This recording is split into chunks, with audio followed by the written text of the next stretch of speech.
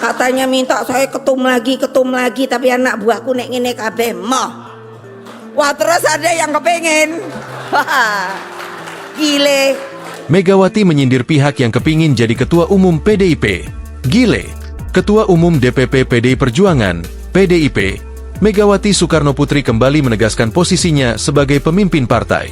Meski telah berusia 77 tahun, Megawati menyatakan siap meneruskan kepemimpinannya selama masih sehat dan kuat, sesuai dengan amanat kader partai.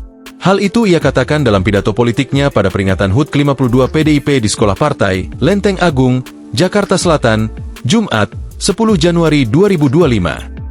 Ayo tepuk tangan yang hebat ngono lho. Ngene wae ya wis mohe.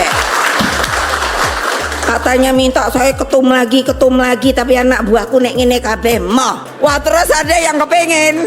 Wah, gile.